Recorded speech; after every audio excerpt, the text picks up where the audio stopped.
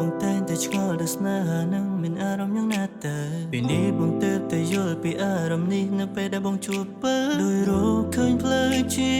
វិតមានគោលដៅលេងមកសើពេលមានអូនក្បែ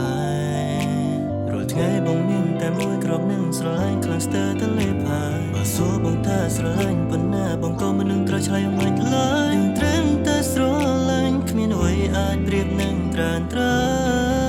យស្ងួនគឺជាដងហើមបង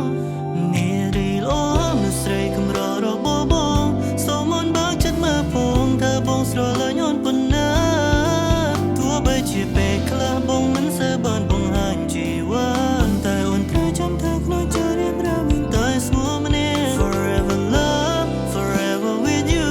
ចង់បានអូនធ្វើជាគូនៅក្នុងជាតិនេះបើអាចគ្រប់ជាតិចង់ឲ្យស្នេហាយើងស្រឡាញ់គ្នាខ្លាំងខ្លាំងថែមទៀតគ្មានពាក្យថា clear forever love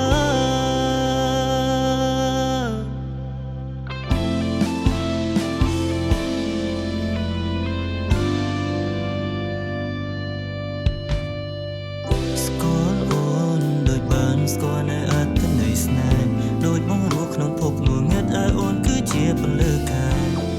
យកឲ្យមកដល់កម៉ាន់ដូដែរ 24/7 ចង់នៅក្បែរសន្យានឹងមើលតែអូនដល់ចាស់ចូលរៀនមិនថាវាលំបាកប៉ុណ្ណាបងនឹងពុះពីគ្រប់យ៉ាងដើម្បីអូនយើងនឹងបងកើតនៅគ្រួសារដ៏ស្របងប្រង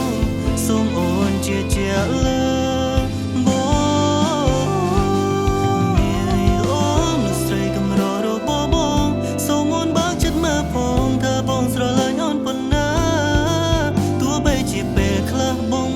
បានបង្ហាញជីវ៉ាតែអូនត្រូវចាំថាក្នុងចិត្តរៀមរាមានតែស្ងួនម្នាក់ Forever love forever with you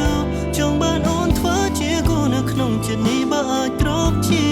តិចង់ឲ្យស្នេហាយើងស្រឡាញ់គ្នាខ្លាំងខ្លាំងថែមទៀតគ្មានពាក្យថា clear forever love នារីល្អមនុស្សស្រីកម្ររបស់បងសូមអូនបើកចិត្តមើលផងថាបងស្រឡាញ់អូនប៉ុណ្ណាទោះបីជាពេលខ្លះបងមិនសូវបាន